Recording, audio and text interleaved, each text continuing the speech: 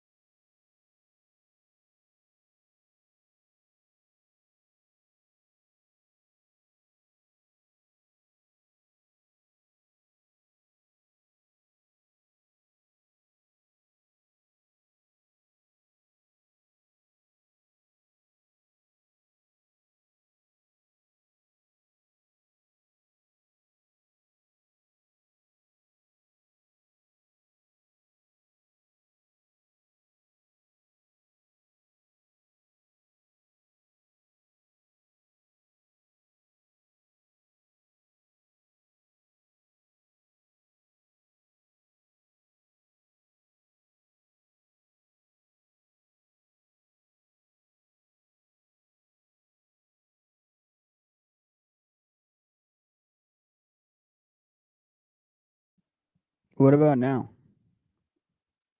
How's that working?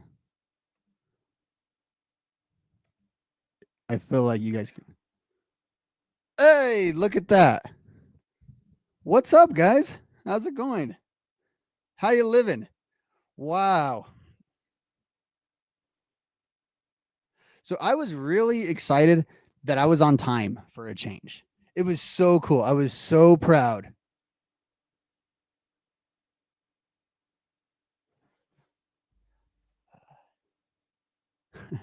No, so I don't know. Oh, so here's what I had to do. I unplugged everything. I turned off. It started with my connection being off, and then I had to I had to go over there, and I because I was only on Wi-Fi. So whatever I did when I plugged in back into my hardwired connection, just my microphone flipped out. So I literally had to leave the stream and come back in, and it was just BS. So there you go. Sorry about that. I'm back on. How you living, guys? In case you are unaware of who the hell I am, I'm the guy who can't get his audio to work. I am Rob. This is the Nocturnal Knockout right here on Brass Ring Media. Appreciate you too, Sean. Appreciate all you guys in the chat having some fun with me as I was doing that. I know that wasn't the most entertaining of segments that I've ever done. Of course, some of the feedback I got from some of the stuff I did last week, that might have been the best segment I've ever done. The audio might have been actually some kind of choice thing over there. But as for quick introductions, I would like to point out all the new graphics we got. I'm going to blame that on the graphics. I'm going to say that with the new merger, we just blew out the budget and we could no longer afford a mic because we have these cool new graphics. Couple of things to get to today. We're going to have to do this in a little bit of a hurry because, as E pointed out, we got to make way for Fonzie. And Fonzie don't wait for no one. So we got to hit our time cues. So, are you guys excited for Backlash? Are you guys into Backlash? Are you into Orton and Cena? Are you into McAfee and Jey Uso? Are you into these matches? Or is this just a pay-per-view to pass the time, to get on with the wrestling calendar and get on to the next big show? Now, this is a big enough show as it is. Not quite as big as the Backlash show, I think, of last year that they had there in France that had that big AJ Styles, Cody Rhodes match. But if you recall, the build to that wasn't necessarily the greatest thing in the world. It was kind of the typical post 40s AJ Styles title match where they build in the, does he still got it? Can he still go? They tend to build that after WrestleMania with AJ. They might even be doing that again this year. But that is this year's Backlash. And I have to say that I think there should be some people that are looking forward to Backlash for the simple reason that a lot of you guys, and myself included, I don't know who I am to call everyone out, a lot of people, though, had a problem with this year's WrestleMania card, in particular the finish. Backlash at times can be the remedy to WrestleMania. Sometimes it's better than WrestleMania, and sometimes it's a WrestleMania repeat. What I decided to do this week, and we'll go through this rather quickly, is I wanted to look at some historical Backlash main events and figure out if Backlash is useful for anything. In particular, is it just another show? Does it have big matches? Or is it used to change the course of history, the history that should have just been set the month before at a WrestleMania? So with some further ado, because I have to reload everything, let's do something here. Let's play a little game of WrestleMania versus Backlash. Now, we don't have time to break down the entirety of these cards, and I would say in a lot of cases, the WrestleMania cards were much bigger. So WrestleMania kind of wins out by default, by so many body blows. But I want to take a look at the main events of the first 5 Backlashes really quick and sort of evaluate what the purpose of these Backlashes has been and what the purpose of Backlash this year can be. So pop quiz, hot shots. What year was the first ever Backlash? I'll take the answer offline.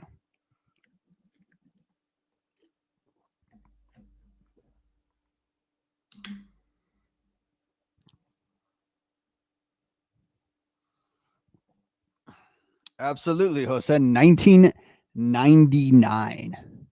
So Backlash is a relatively new concept. And actually, believe it or not, Backlash 1999 was the first ever pay-per-view not to have any bit of the in-your-house branding. Backlash was essentially the first regular monthly pay-per-view. And I don't actually know what the cost on that was. Like, I don't know if that point, if it was just as much as all the other shows, because that was kind of the thing with the in-your houses, right? They were slightly cheaper. But we go back to 1999 and we have our first ever WWF Backlash. Now, 1999 is a really interesting year. 1999 is, we're in prime peak attitude era. There's not really a prime or peak attitude era. It's kind of up the entire time from the beginning of 98 till early 2001. But by those parameters, 99 and 2000 are kind of in the mix and kind of in the middle of what you would call the big years of the attitude era. And 1999 Backlash and WrestleMania 15 had identical main events. But that year is the case of the WrestleMania main event being markedly better than the WrestleMania main event. Here's why. In the Attitude Era, the WrestleManias are not that special or spectacular. Everything is kind of special and spectacular, and therefore nothing really sticks out of that era. There were no necessarily down pay-per-views. Yes, there's some fully loadeds in there. There's some December pay-per-views that aren't what they could have been. But for the most part, it's almost as the WWF was going all out at the time. So much so that WrestleMania itself didn't really stick out other than it having the branding of WrestleMania. And in the case of 1999, I've always argued that they actually did the WrestleMania in February. The St. Valentine's Day Massacre was as good of any show to be a WrestleMania show. WrestleMania 15 is kind of an incidental show. And I would say, if you go back and compare the two main events, the Rock Austin match at Backlash 1999, a much better match. Now, Steve Austin has talked about this. For one, he got to wear his damn vest. And if you know about Steve Austin, he gets all his powers from his vest. They did. They did, Sean. They unplugged my mic. They cut my time with Fonzie, and they spell my name wrong. Gee, I know where I am on the corporate ladder. Good catch, Sean. Good catch. So if you haven't checked it out, Backlash in 1999 is a much better show, kind of top to bottom than WrestleMania, but in particular, that main event between The Rock and Austin.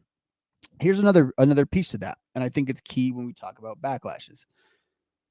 If you remember what was going on at the time, the primary feud in the Attitude Era is Austin versus McMahon. Even though it's Austin Rock at WrestleMania, The Rock is a proxy for Vince McMahon, essentially a surrogate. It was another way of doing McMahon versus Austin. However, all you have there is the culmination. Austin gets the title back. He defeats Vince. He overcomes.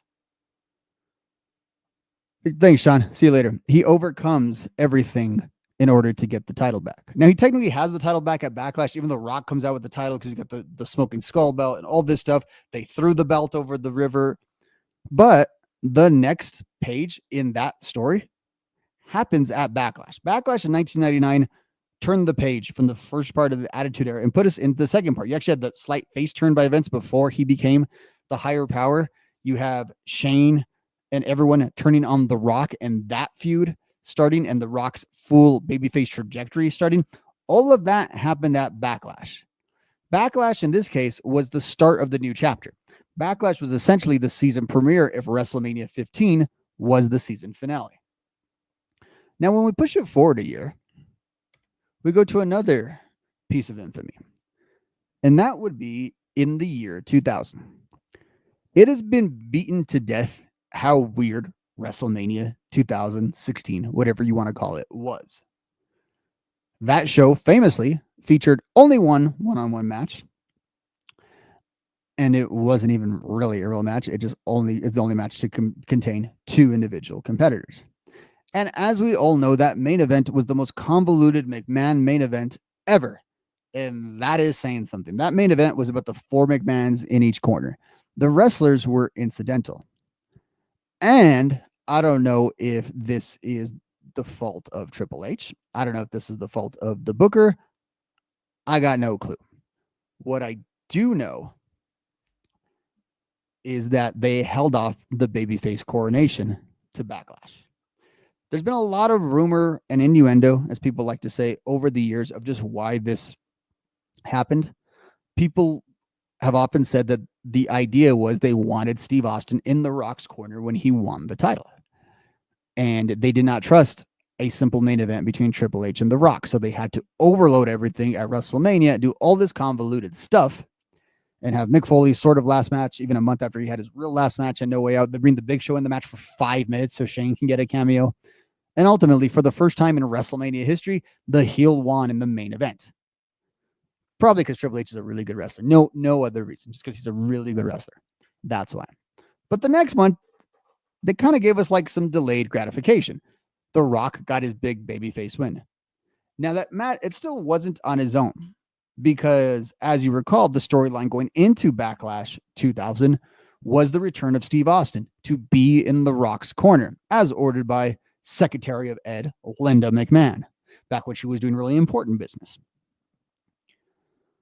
Austin coming gets a huge pop, and there's a little bit of a storyline with him and The Rock, and they end up with the toast, and it's a big moment. This is The Rock's big title win, his first title win as a true babyface. He was heel during all that stuff in late 98 and 1999. This was The Rock as a babyface. And I would say, similar to 1999, this was the actual page turner. WrestleMania itself had one big swerve at the end with Vince aligning himself with Stephanie and Triple H, but ultimately, it's a show you could have missed in terms of the main event. The main event at Backlash was the real WrestleMania main event. Now, they still didn't really trust Rock and Triple H to go one-on-one.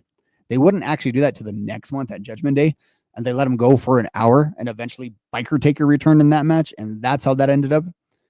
Never forget, though. Never forget that the next time The Rock got the title from Triple H after Backlash just happened to be the match in which The Rock pinned Vince McMahon to win Triple H's title. So just so we're clear, Triple H lost his title by Vince McMahon getting pinned in a 6-man. That was also the case in 1999. Triple H is really good at defending his title, except for when he has tag team partners. But again, in 2000, like 1999, you have storyline progression, you have a hotter main event, and you just have a product that feels better a month after it's supposed to peak. Now, unfortunately, our run of great backlashes comes to an end in 2001.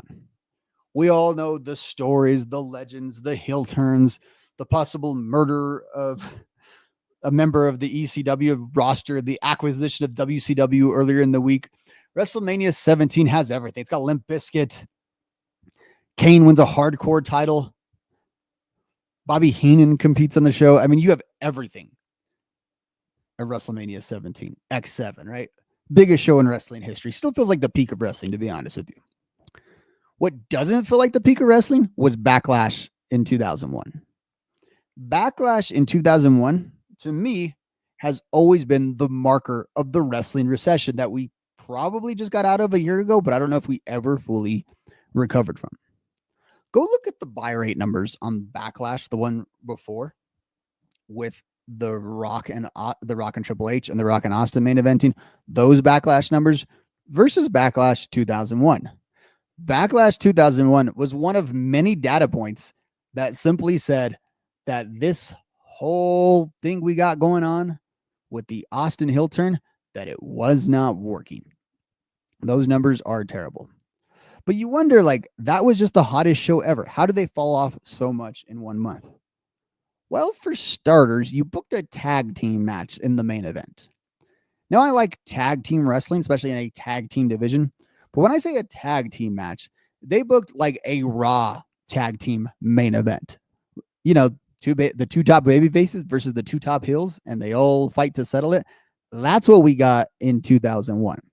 They followed up Babyface Rock versus Babyface Austin, the modern Hogan and Warrior, with Austin and Triple H teaming up against the Undertaker and Kane.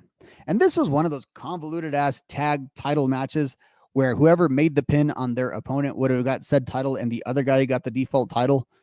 So I guess like if Kane would have pinned Austin, he would have got the world title and Undertaker would have gotten the IC title, which aside from a tag and a hardcore title, Undertaker's never had a secondary title. That would be hilarious for Biker Taker to have had an IC run. It was funny enough that Triple H had it.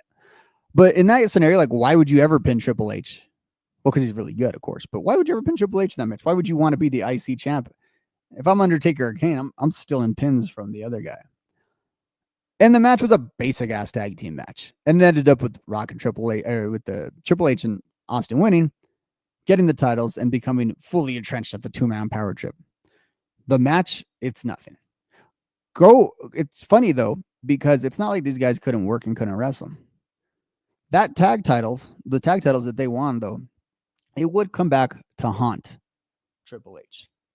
It was defending those titles against Chris Jericho and some other Canadian, in which Triple H tore his quad by walking.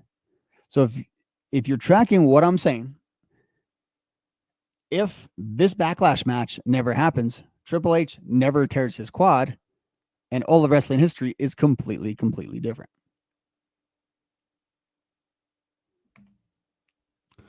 Moving along here. Let's fast forward to 2002. Now, based on the graphic on the screen, you would think that WrestleMania 18 was headlined by Rock versus Hogan, Icon versus Icon. But this is old hat by this point. We all know who headlined the show. It was the H-Man, Trips and Jericho. Underrated main event. The match itself, not bad. Wrong part of the card. Had no energy to it. And people were pretty much over the Triple H babyface turn by the time it came around. But not a terrible match. Just a match in the wrong card, in the wrong part of the card. But Backlash in 2002 is a great moment in time. Because if you recall, WWE in 2002, it's like this video game era of wrestling where everyone from WCW is kind of there and they're almost still in their prime. And most of the Attitude Era guys are still pretty much around. And you're just mix and matching all this stuff. So after the big reaction that Hogan got in Canada, he got himself a title shot against Triple H. Triple H versus Hogan. Who the hell puts who over in that match? Nobody's winning Triple H versus Hogan. That is the most double DQ scenario I can possibly think of, especially a babyface Hogan versus a babyface Triple H. That's what they gave us in 2002. And it was bad. Not as bad as the match Hogan would have the next month against The Undertaker, but this was bad in 2002. It started something, though. It started this snowball of all these people having the undisputed champion. If you recall, it changed hands every month. Hogan actually beat Triple H at this Backlash. Undertaker interfered, but Hogan won. Jericho interfered and got beat up by both guys. That was funny. Hogan wins here because Undertaker interferes. Are you following? The next month, Undertaker beats Hogan with the worst choke slam ever because Triple H interferes. A month or so later, Undertaker loses the title in a really good triple threat match to The Rock and Kurt Angle. A month later at SummerSlam, The Rock loses to Brock, and that's where this sort of ends as they resplit the titles going into the following fall. So this was the start of a hot potato. And it was seemingly the idea here is I think they were trying to rehab a lot of what happened in that main event in terms of the placement, in terms of where Triple H was, and in terms of not having Hogan there. And it was all a flop. Hogan's latest title run was a flop. He moves so slow in this era. And it's funny because he's so much younger than a lot of the current roster. Like compare him to AJ Styles chronologically. Hell, compare him to really old guys like Chris Jericho. And it's ridiculous how much better all those guys move than Hogan. But Vince thought he had something. Vince thought he had like a Hogan run in him in that era. And he didn't. He really didn't. We will talk about, though, what Hogan did later in 2002 in just a minute. Last one from this era, 2003. 2003 is interesting. WrestleMania 19 is a WrestleMania that a lot of people love. I find it to be a little bit overrated, but it's stacked with great matches, huge matchups. And in the main event, you had theoretically what's supposed to be the coronation into the new era with Brock Lesnar winning the title from Kurt Angle. Unfortunately, both men almost died in that match, so that match has become a little bit of tainted, and not just because of the supplements Brock was taking or what he's been accused of later on. But this was the case of them trying to turn the page the next month at Backlash. The next month at Backlash was the debut of Goldberg in the WWE. Now, Goldberg's initial debut was awesome. He came in, he speared The Rock, he got a massive reaction. Everything was good. Everything from there, though, was absolutely terrible. I would refer you to the Pritchard podcast he did on Goldberg's run in the WWE. But the guy runs the wrong way. He takes cues wrong. He hurts guys. He does all these things. It's just a disaster, complete disaster. And the crowd is kind of split because The Rock is in the peak of his Hollywood rock coolness and everything he can say, and he doesn't have Austin opposite of him. So the fans basically have permission to cheer him against this WCW outsider.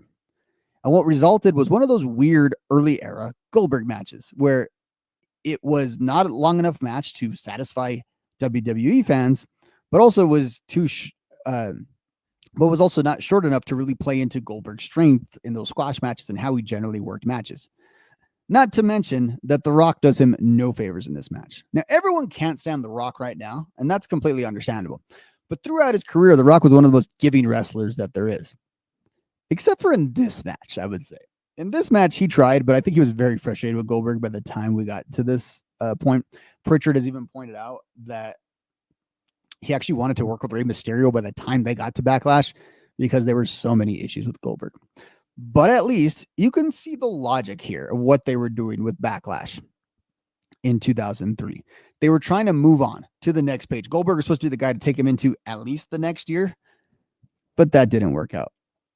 But the rest of this Backlash card, I think, was indicative of what the Backlash cards would become for the next couple of years. They tended to just be WrestleMania rewinds. Now, 99 and 2000 have very similar main events, but they're more refined main events. Their storyline progression, and they tended to be better received matches. 2001 was the fallout of WrestleMania, and it wasn't very good. 2003 was an attempt to turn the page, go in the next direction, and start the new chapter of WWE programming. Now, I would say from 2004 all the way to 2008, you kind of had a WrestleMania remix era. Now, I can argue the main event of WrestleMania 20 is not as good as the main event of Backlash, but they're kind of the same match. And there's a big versus logo over the guy who main evented that show because we don't talk about him anymore. And it was in his hometown. That's where they apologized for the screw job that night. Orton and McFoley at least are on that card. Backlash 05 was a rematch of Triple H and Batista. Kind of a less good version of their WrestleMania match, but it was fine. 2006, you added Edge to the Triple H Cena match that you had at WrestleMania, and that was a nice little refresher, but the characters were about to change, and we were really about to get into Edge versus Cena. And at 2008, you added JBL to what the triple threat was that we talked about last week with Orton, Cena, and Triple H. So all those backlashes were kind of cards that WWE had to fill on the calendar, but didn't seem to have a great focus going forward of how that would really affect programming. They tended to just be reduxes of WrestleMania, basically being happy with what they did at WrestleMania and extending it one more month. The exception to that, though, in the original run of Backlash is 2009. Now, all those WrestleManias I just mentioned from 2004 all the way to 2008, those are generally pretty good WrestleManias. Well received. None of those maybe blowout WrestleManias, but they're all considered pretty high quality.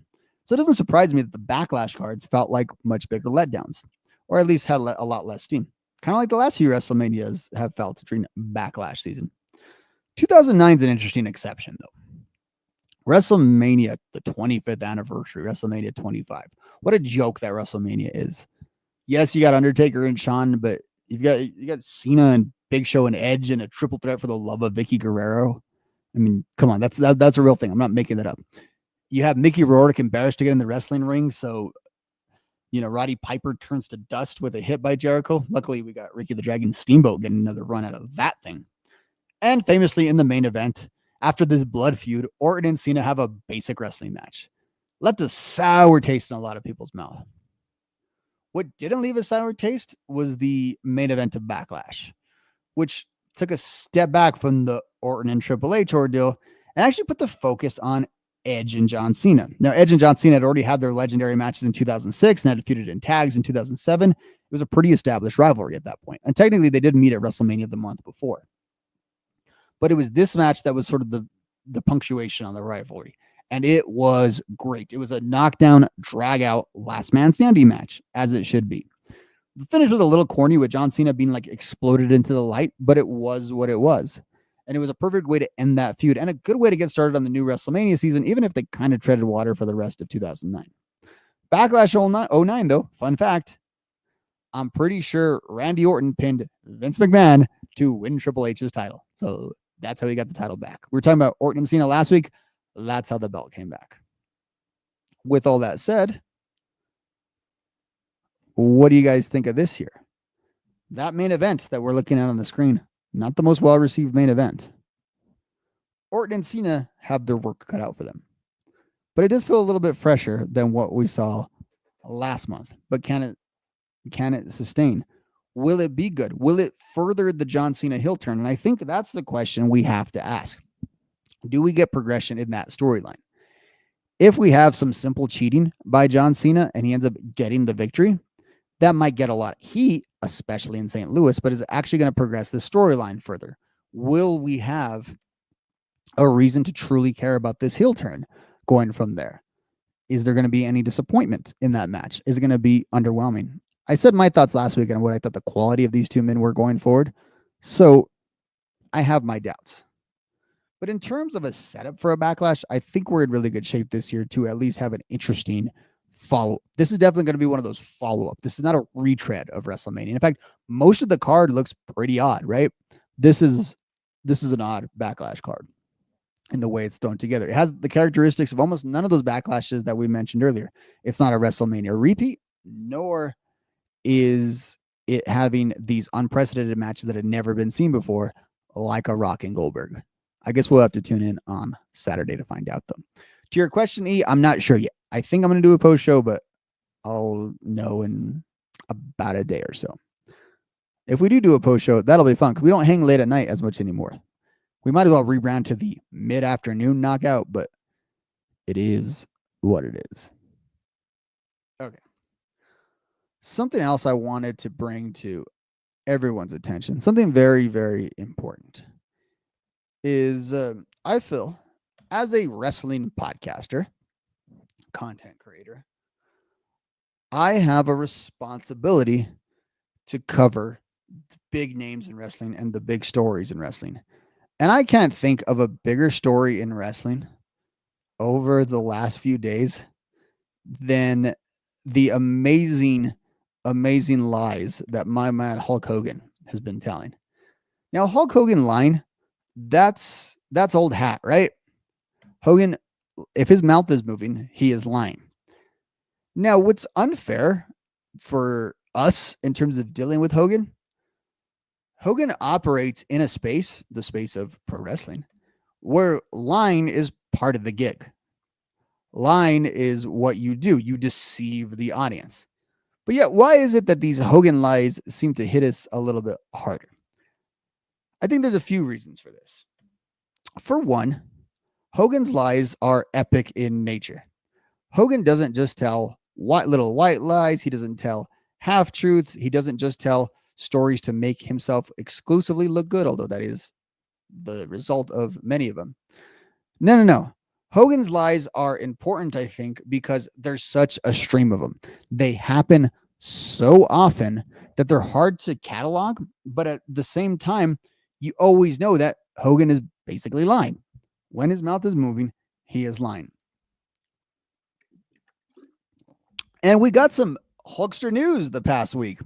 Apparently, him and Bischoff are having a shoot fighting promotion coming out.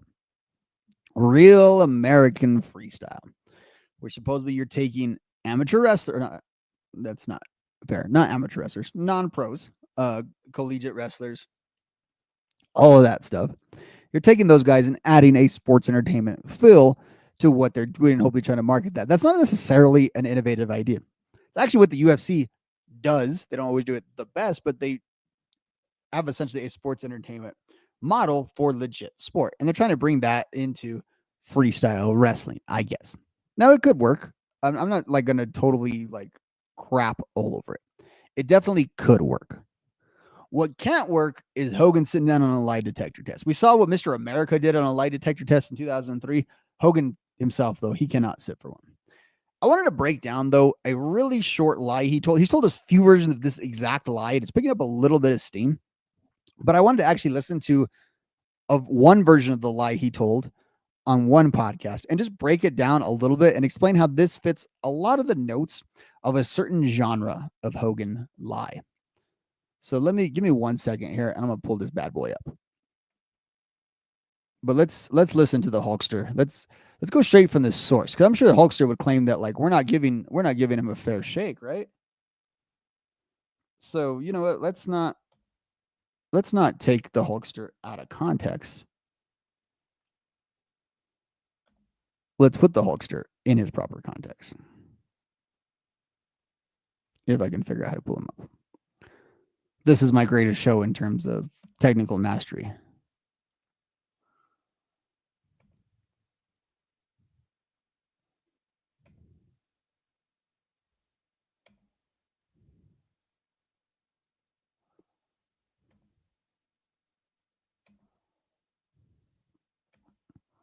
All right, Hulkster, let's see what you got.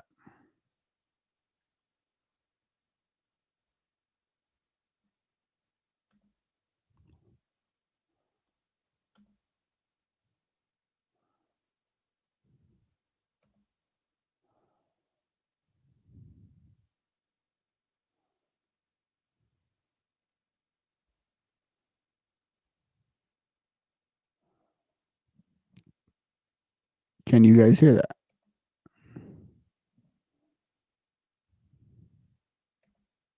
I don't think so. Great, another audio fail on my behalf.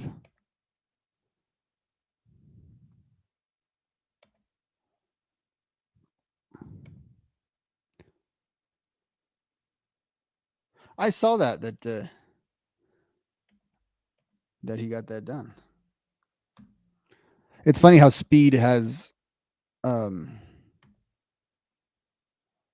relevance to WWE television, but yet people are winning titles on there.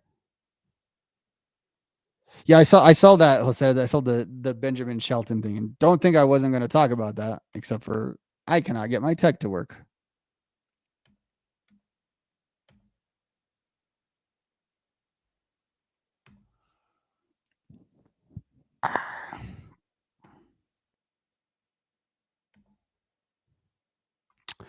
Anyway, so that was a fail by me. Now I can't get that going. I'm just doing great here. You know what? Screw this.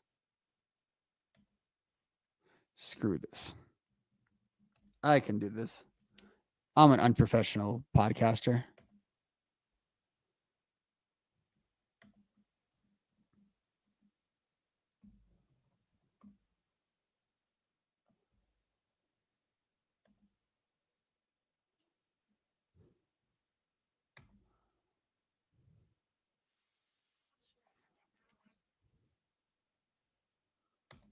All right, I'm just going to pull up the whole damn interview.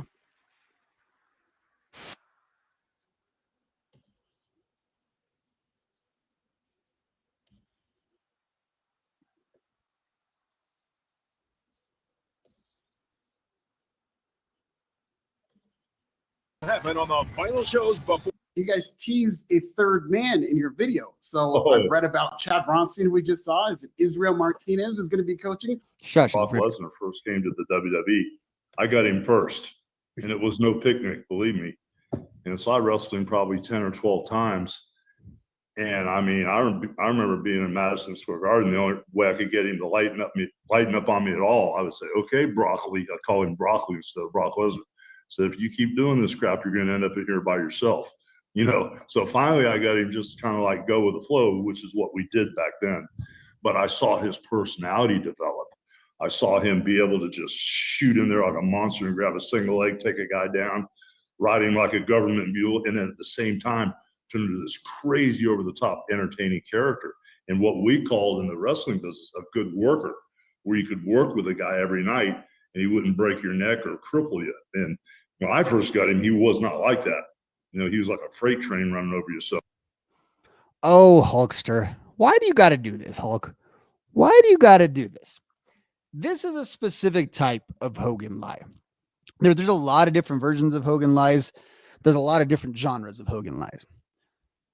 So there's the Hogan lie that is only disputed by other people, right? There's no way to actually prove it. So despite the fact that everyone who was ever related to George Foreman came out and said that it was a complete lie, the story he's been telling for years, that he was turned down for the George Foreman grill because he didn't answer his phone or whatever, and the grill got given to someone else because they had the shared agent or whatever. It's great. Like almost the entirety of the George Foreman estate has come out to say that it's complete BS. But there's not really a way of disproving that other than everyone saying it's not true. Like his invitation to Metallica. We know he was not invited to fill in for Cliff Burton. That's obviously true. But other than Lars and every member of Metallica saying it's not true, it could be true, right? They could all be lying and Hogan could be the only truth teller. Or when he said he broke all the bones in his back slamming Andre. Again, highly unlikely, but we'll never truly know. But there are some things in the Hogan lies that we can just straight up verify. Like when he said he partied with John Belushi the night before he OD'd. Like when he said that Andre died from the results of the body slam he gave him at WrestleMania 3. We know those things didn't happen. We can verify those things. Like when he said that Elvis was one of his biggest fans. Elvis was long dead before Hogan started wrestling. We can verify that. We can check that.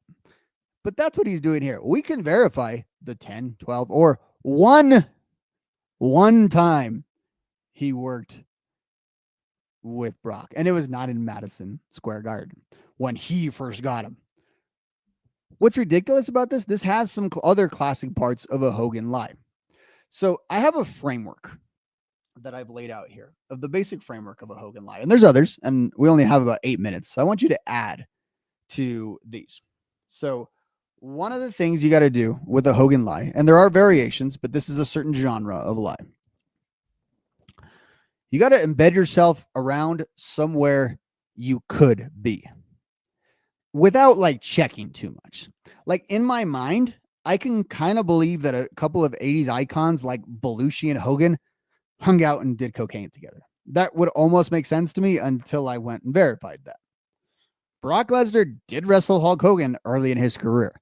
So that sounds kind of true-ish. So you throw off the unknowing interviewer in that section. That's what you do there. You throw them off.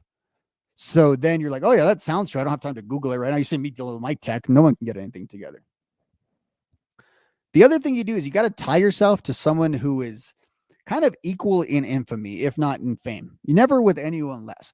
Hogan's never claiming that like him and some lower level guy were just the coolest guys ever and they had the greatest. Like all of Cena's friends are like Hornswoggle and all these other jobbers. That's never, you never hear that. It's always Hogan and big star, big guy. In this case, it's Brock, right? He's associating himself with Brock. The other thing with Hogan lies involve other people that can't speak for themselves on the topic. That's why he's saying that Elvis met him or Jim Belushi and all those things, or all the people he supposedly reconciled with 5 minutes before they died, right? You can't really ask those people. And who in the hell is going to get Brock on the record here? Like, hey, did Hogan really call you broccoli? Did he wrestle you 12 times? We can't get that. The other thing you got to do, you got to make Hogan look like the hero in the end. Think about that lie. What was the point of that lie?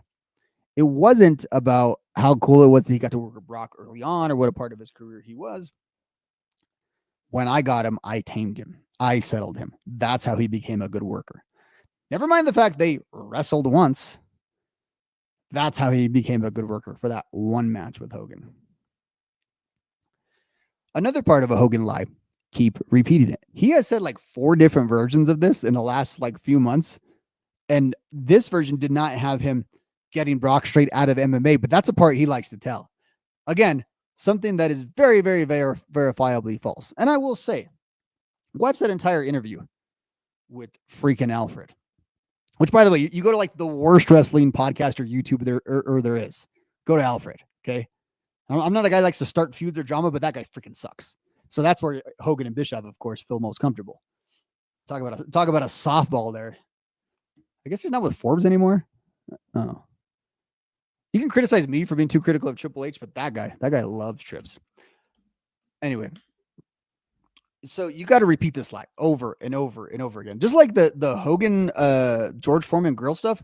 I think that has been accepted as fact by a lot of people because Hogan said it so often.